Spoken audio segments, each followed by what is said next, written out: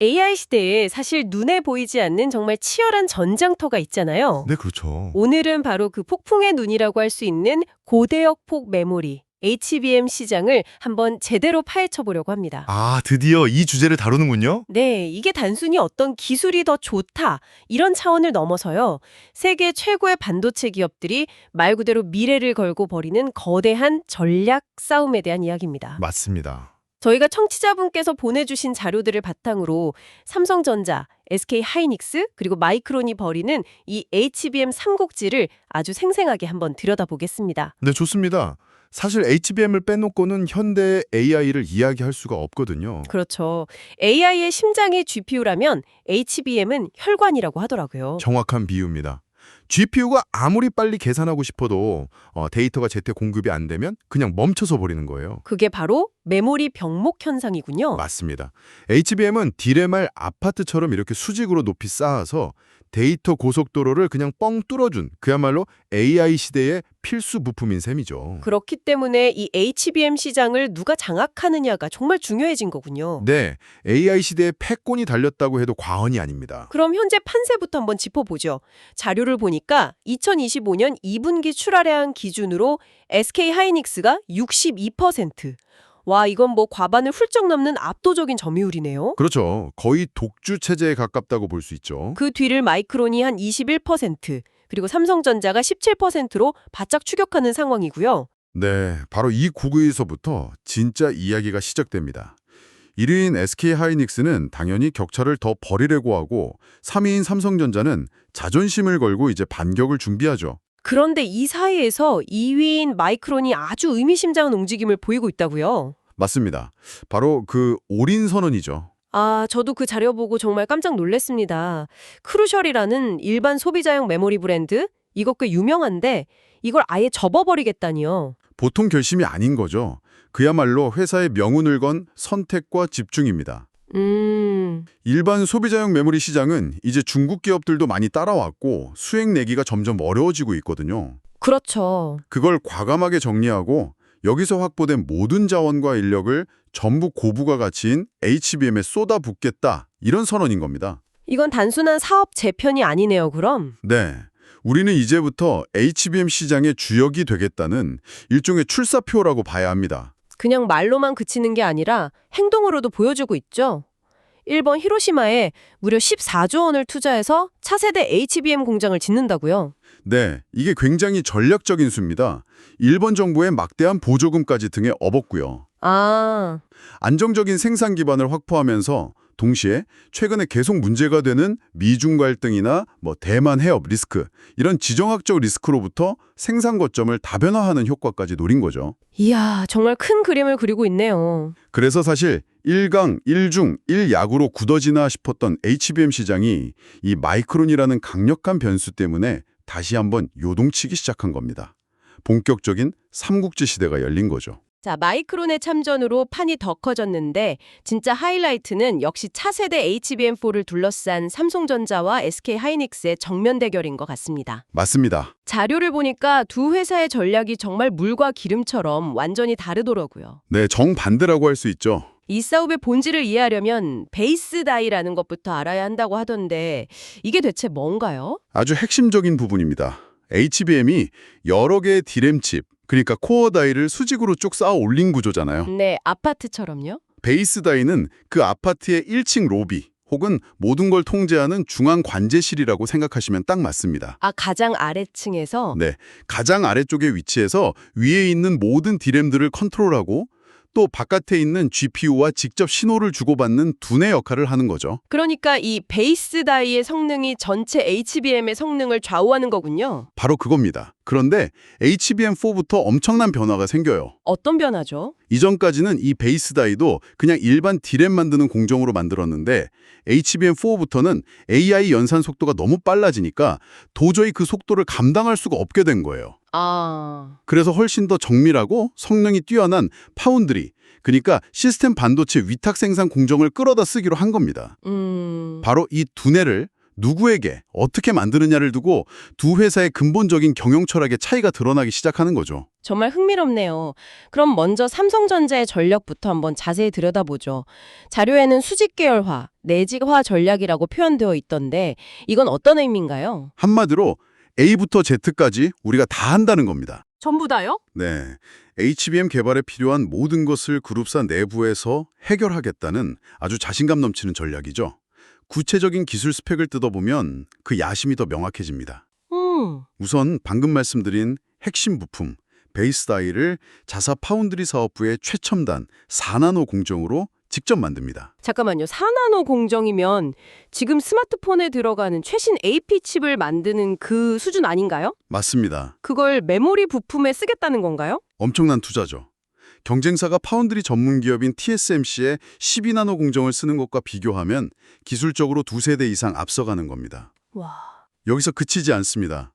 그 위에 쌓이는 D램 칩, 즉 코어 다이도 경쟁사보다 한 세대 앞선 1C, 그러니까 6세대 공정으로 만들 계획입니다. 완C 공정이요?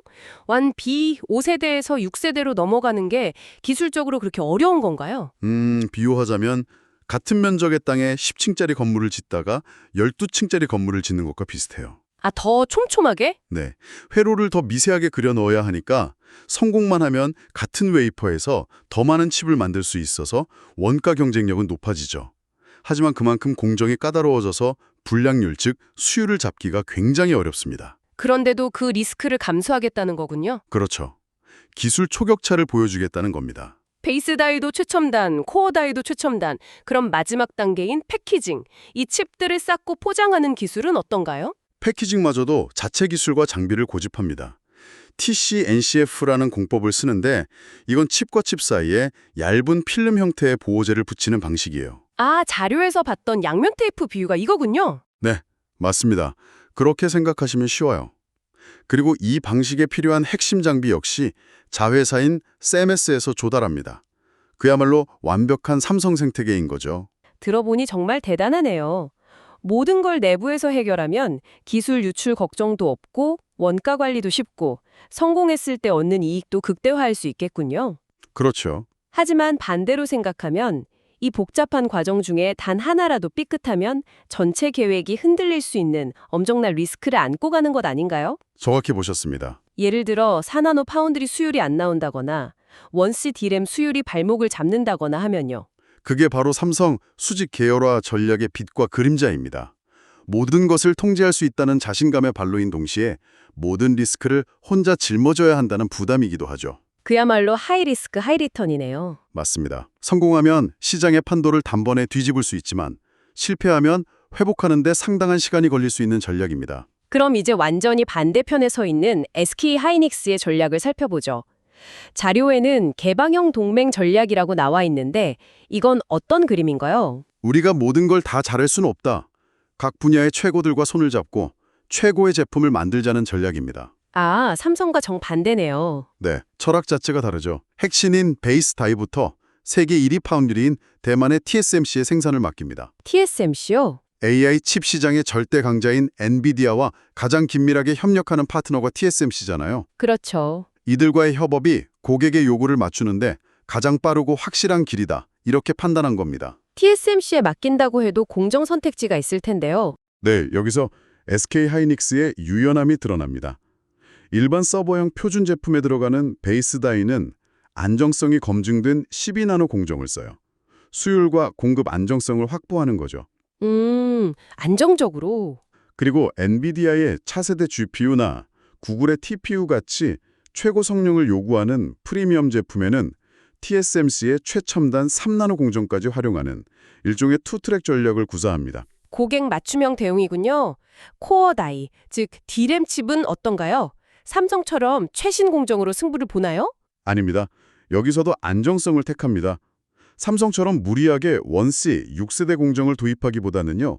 현재 시장에서 품질과 수율이 충분히 검증된 1B 5세대 공정을 유지합니다. 아, 기술 과시보다는 고객이 원하는 제품을 제때 문제없이 공급하는 걸 최우선으로 생각하는 거죠.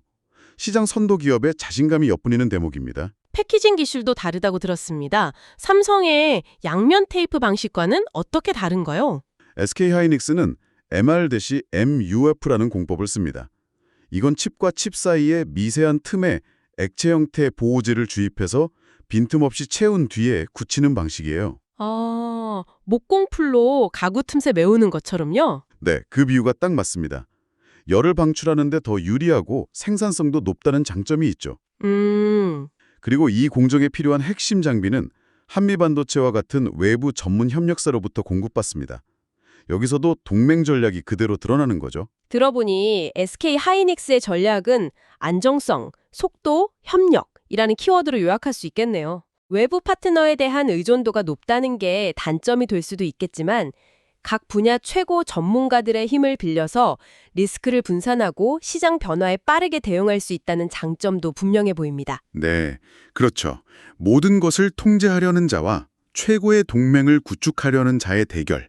이 두 거인의 전략이 이제 새로운 국면에서 정면으로 충돌하게 됩니다. 새로운 국면이요? 바로 맞춤형 HBM이라는 완전히 새로운 전쟁터가 열렸기 때문입니다. 맞춤형 HBM이요. 그냥 더 빠르고 용량 큰 HBM을 만들면 되는 게 아니었나요? 그게 바로 HBM3E 시대까지의 경쟁 방식이었습니다. 누가 더 빨리, 더 많이 만드느냐의 싸움이었죠. 네. 하지만 이제 게임의 법칙이 바뀌고 있습니다. 엔비디아, 구글, 아마존 같은 빅테크 고객사들이 우리 AI 칩에 딱 맞는 HBM을 만들어달라고 요구하기 시작한 겁니다. 아, 기성복이 아니라 맞춤 정장을 원하는 거군요. 정확합니다. AI 칩마다 원하는 HBM의 스펙이 다르다는 건가요? 구체적으로 어떤 걸 맞춤 제작한다는 뜻이죠? 바로 HBM의 두뇌인 베이스 다이에 고객사별로 특별한 기능을 추가로 심는 것을 의미합니다. 기능을 추가한다고요? 네. 예를 들어 어떤 고객사는 전력 소모를 극단적으로 줄이는 기능을 넣어달라고 요구할 수 있고요. 또 다른 고객사는 GPU가 처리해야 할 간단한 연산 중 일부를 HBM이 대신 처리해주는 기능을 넣어달라고 할 수도 있습니다. 와, 그렇게 되면 HBM은 단순한 데이터 저장소가 아니게 되네요. 그렇죠. AI 칩의 성능을 극대화하는 파트너가 되는 셈이죠. 이 흐름은 HBM4E, 그러니까 7세대부터 본격화될 전망입니다. 야, 이건 완전히 다른 차원의 경쟁이네요.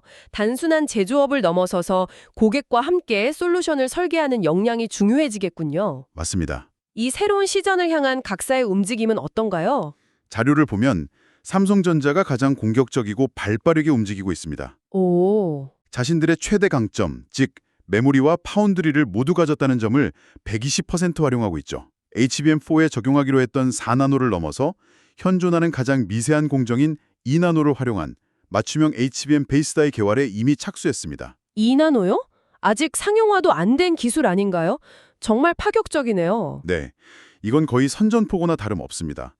어떤 고객의 어떤 까다로운 요구라도 우리 삼성의 최첨단 파운드리 안에서 완벽하게 구현해주겠다는 자신감의 표현이죠. 조직도 새로 만들었다고요? 네, 심지어 내부의 커스텀 SOC 팀이라는 전담 조직까지 신설하고 표준 HBM 개발팀과 맞춤형 HBM 개발팀을 아예 분리해서 운영할 정도입니다. 모든 빅테크 기업들을 다 공략하겠다는 거네요. 그렇죠.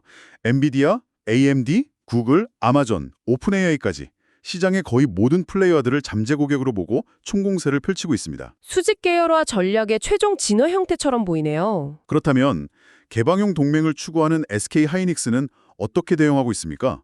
자체 파운드리가 없다는 게 약점이 될 수도 있을 텐데요. SK 하이닉스는 그 약점을 오히려 강점으로 승화시키고 있습니다. 바로 TSMC와의 강력한 파트너십을 통해서죠. 우리에겐 세계 최고의 파운드리 파트너가 있다는 논리입니다. 특히 구글의 TPU나 아마존의 AI 칩 트레이니움처럼 특정 고객의 고성능, 저전력 요구사항을 TSMC와 함께 머리를 맞대고 해결하는 데 집중하고 있습니다. 현지화 전략도 쓴다고요? 네, 미국 현지의 HBM 전담 기술 조직을 꾸려서 엔비디아 같은 핵심 고객사 바로 옆에 붙어서 실시간으로 협력하는 전략으로 대응하고 있죠. 그럼 마지막으로 마이크론은 어떻습니까?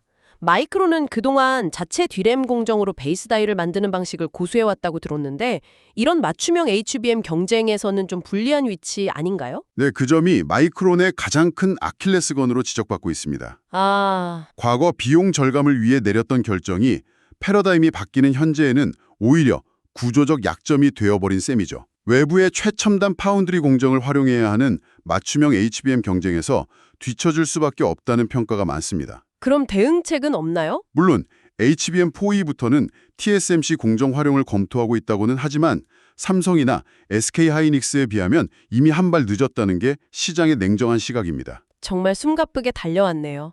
이야기를 종합해보면 미래 HBM 시장의 승부는 결국 누가 더 복잡한 고객의 요구를 빠르고 정확하게 설계해내고 또 파운드리나 고객사와 얼마나 긴밀하게 협력할 수 있느냐에 달린 것 같습니다. 맞습니다. 삼성은 메모리와 파운드리를 모두 가진 통합 솔루션 제공 능력이 최대 무기고요. 네, SK하이닉스는 TSMC라는 강력한 파트너를 중심으로 한 개방형 생태계가 최대 무기인 셈이죠. 정말 흥미로운 점은 두 회사 모두 HBM4E 개발 완료 시점을 비슷하게 잡고 있다는 거네요. 네, 자료에 따르면 세 기업 모두 2026년 중반을 목표로 하고 있습니다. 앞으로 1, 2년 안에 이 두 거대한 전략의 승패가 어느 정도 드러나게 될 겁니다. 그야말로 한 치 앞을 내다볼 수 없는 상황입니다. 그럼 오늘 나눈 이야기를 정리해 보겠습니다. 첫째, AI 시장의 폭발적인 성장이 HBM이라는 새로운 전쟁터를 만들었고 이곳에서 삼성전자, SK하이닉스, 마이크론의 치열한 메모리 삼국지가 시작됐습니다. 네, 둘째, 차세대 HBM4 경쟁의 핵심은 베이스 다이이며 이를 두고 삼성은 모든 것을 직접 해결하는 수직 계열화 전략을 그리고 SK하이닉스는 각 분야 최고들과 협력하는 개방형 동맹이라는 정반대의 전략으로 맞서고 있다는 점입니다. 맞습니다. 그리고 마지막으로 미래 HBM 시장의 승패는 단순히 속도나 용량이 아닌 고객별 요구에 맞춰 최적의 솔루션을 제공하는 맞춤형 HBM 설계 역량에 달려 있다는 것입니다. 네, 오늘 우리가 살펴본 이 두 기업의 전략은 단순한 기술이나 공정의 선택이 아닙니다. 이것은 미래 첨단 기술 시장에서 승리하기 위한 두 가지의 근본적인 철학에 대한 거대한 질문과도 같습니다. 모든 것을 내재화하여 스스로의 운명을 완벽하게 통제할 것인가? 아니면 최고의 파트너들과 함께 강력한 생태계를 구축하여 변화의 파도에 유연하게 올라탈 것인가? 이 HBM 전쟁의 결과는 향후 몇 년간 반도체 산업뿐만 아니라 불확실한 미래를 준비하는 수많은 기업들에게 아주 중요한 전략적 교훈을 남기게 될 겁니다.